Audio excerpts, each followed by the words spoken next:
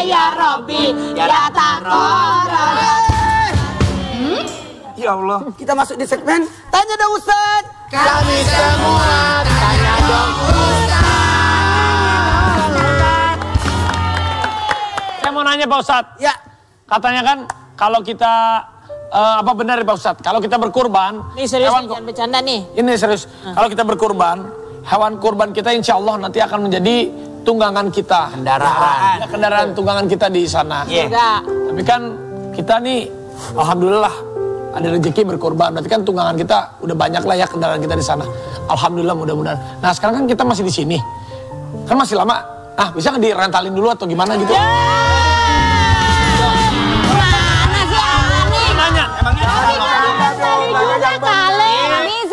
Disewain nggak bisa, kecuali kita yang aja. Lihat dong, belajar dari gue nih, muka gue sabar nih, lihat tuh. Tuh. Lo kalau mau pakai buru-buru ke sana duluan. Udah nggak apa-apa. Gimana Pak Ustadz maksudnya? Begini, kurban itu artinya dekat.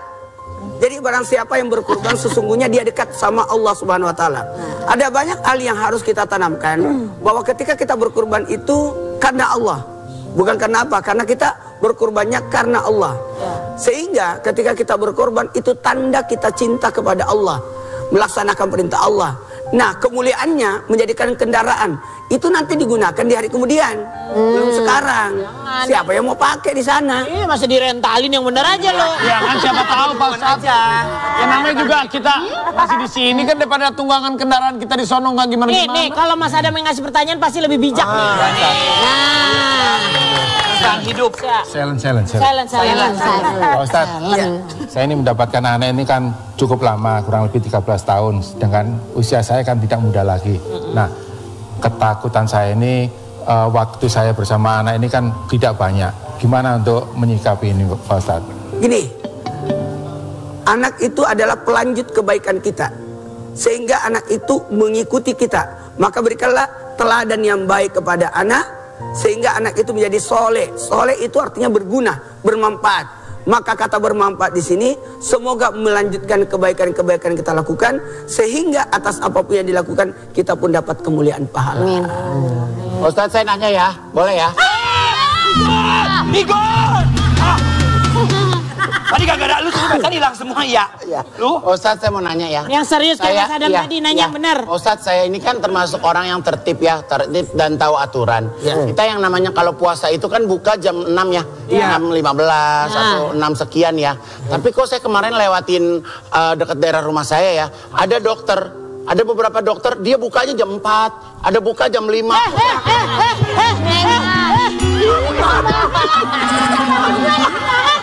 Itu buka praktek. Kenapa jadi buka praktek?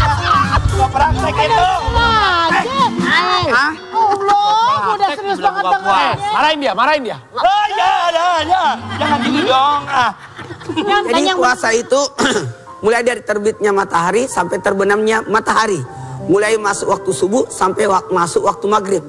Karena yang namanya berpuasa itu ada aturannya. Karena ibadah. Ibadah itu diatur dengan dua. Karena Allah dan sesuai tuntunan Rasulullah Sallallahu Alaihi Wasallam. Berkaitan dengan ada yang buka jam sekian, itu adalah mungkin buka prakteknya. Oh mungkin. Lagian ada aja buka praktek itu. Ya makanya ada yang bilang buka jam 4, buka jam 5. Saya kan jadi, mau minum? Belum gitu. Ada dulu buka yang jam 7 malam ada. Apa tuh? Buka si kicos.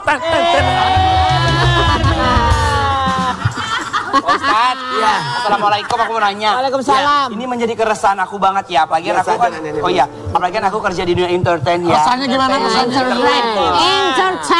Entertainment. Terus aku pernah membaca berbagai macam sumber.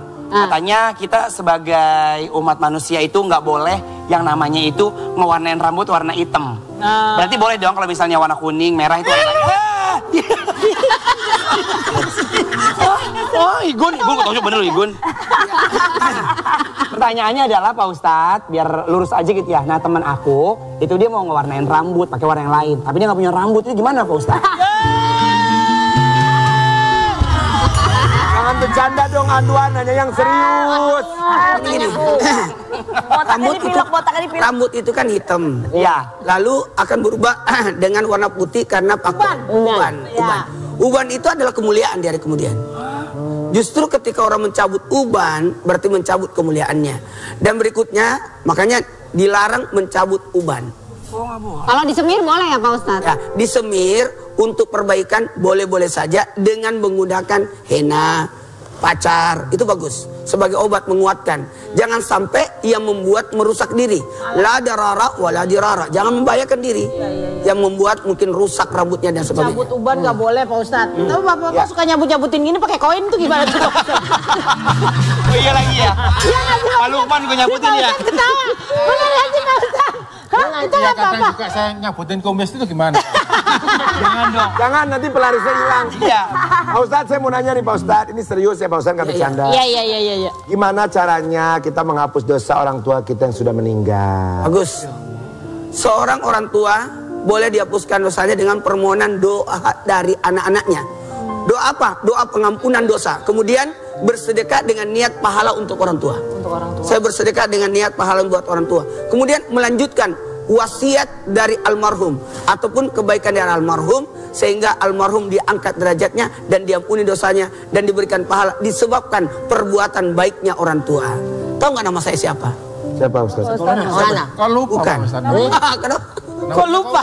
Itu bukan lupa lagi nanya Mas Adam. Seolah-olah. Saya sebenarnya bukan Maulana. Siapa ya? Nama saya adalah Muhammad Nur Maulana. Iya. Maulana itu nama bapak saya. Supaya bapak saya dapat pahala terus mengalir. Saya Oki Lukman. Ya. Sama bapak saya di belakangnya tuh. Nah, bagus. Supaya tetap terlihat kebaikannya. Nah, ini ada informasi menarik lagi. Siapa lagi tuh Pak Ustadz? Pak Ustadz, itu tanda. Ayo.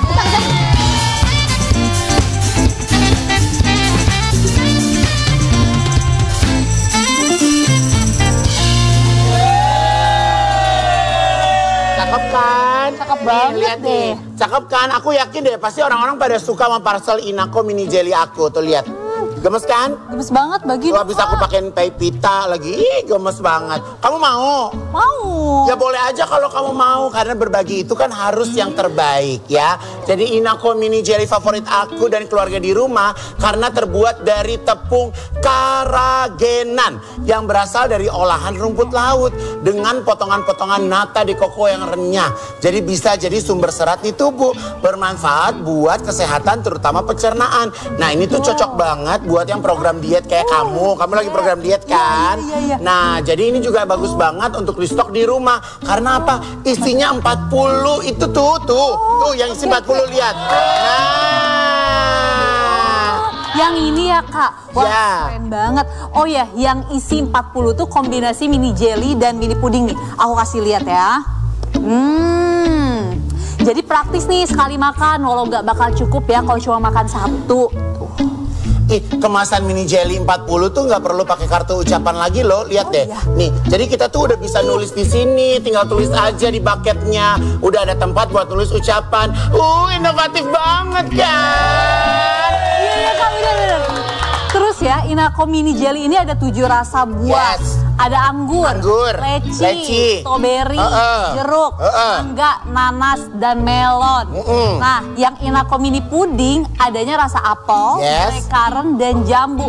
Udah gitu ya Kak, manisnya itu pas banget, serius. Inako mini jelly memang tanpa pemanis buatan kayak aku. Kalau aku kan masih suka dibuat kan. Jadi Inako itu dibuat menggunakan 100% gula asli. Jadi nggak bikin batuk dan nggak gatal di tenggorokan. Rasa buahnya juga dibuat dari jus buah asli. 100% buatan Indonesia dan halalan toiban, insyaallah aman. Dan kalau dipakai dimakan lagi dingin dibekuin itu enak banget. Banget kan? Ya kan?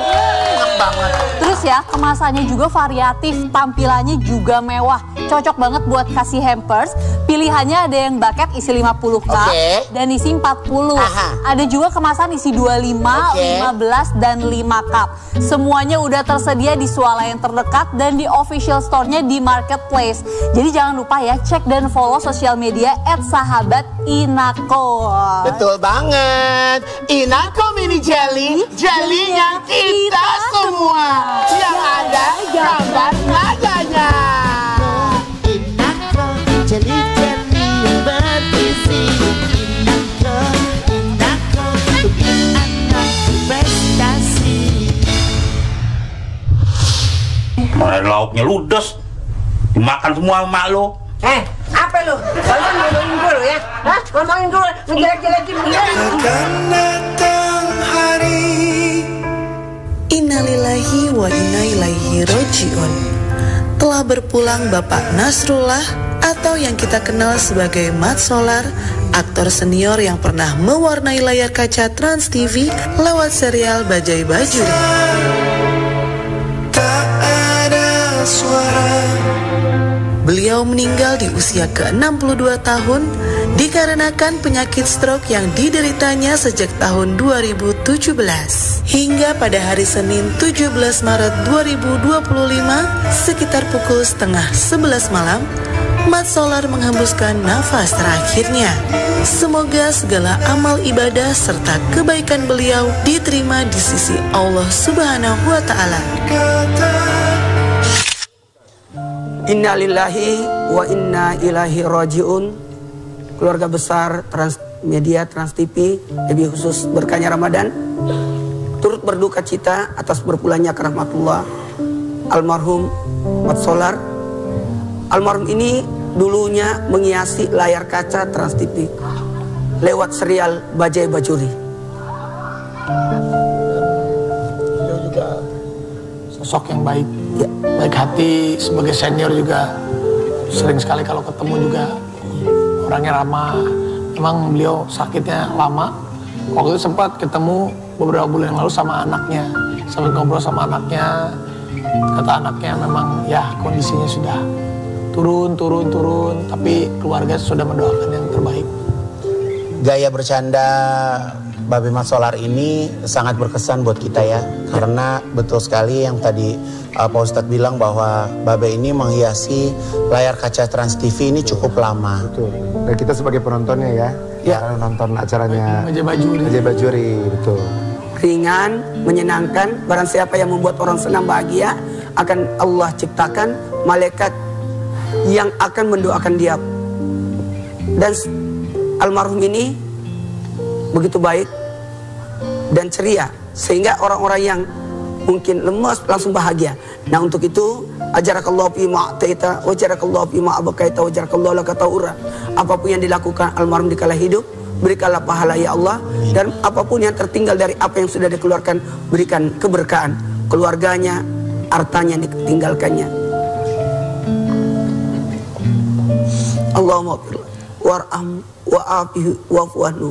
Ampunilah dosanya ya Allah, lapangkanlah kuburnya, mudahkanlah urusannya. Amin. Ya Allah, kami seluruh sudah memaafkan, menghalalkan, mengikhlaskan. Amin ya. Berikanlah kesabaran kepada keluarga yang ditinggalkannya. Amin ya Rabb. Terimalah amal baiknya. Amin, amin ya Rabbal Alamin. Kalau diingat-ingat Pak Ustadz, Raffi, Nasar, produksi dari Bajai Bajuri ya, itu betul. Kebetulan pada waktu itu produsernya itu adalah almarhum kakak aku tercinta. Wow. Jadi Mbak Emma semasa hidupnya tuh memang dedikasinya untuk tayangan Bajai Bajuri itu sangat luar biasa. Jadi pas tadi Babe meninggalkan kita, jadi aku jadi kayak keinget lagi bagaimana kakakku juga ikut di dalam produksian Bajai Bajuri itu, insya Allah. Dan itu termasuk yang ini banget ya, penontonnya banyak favorit pemirsa di rumah saat itu ya. Pastinya juga ya kita doakan, amin, almarhum diterima di sisi Allah Subhanahu wa Ta'ala, diberikan tempat yang terbaik, dan keluarga yang ditinggalkan pun diberikan ketabahan. Inilah namanya Usnul Khatimah. Usnul Khatimah meninggal di waktu yang baik, di saat yang baik, di tempat yang baik, di waktu yang baik, di bulan Ramadan. Lalu apa kemuliaannya? Kemuliaan orang meninggal di waktu yang baik ini, Masya Allah Tabarakallah, maka dihitung innamal a'malu bil khawatim. Amal itu tergantung dari akhirnya.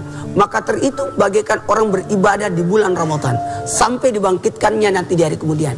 Di saat yang baik, jika beliau berpuasa atau diadakan kebaikan untuknya, maka mendapatkan kebaikan sama seterusnya sampai nanti dibangkitkan di hari kemudian. Untuk itu beliau adalah Usnul Khatimah. Akan datang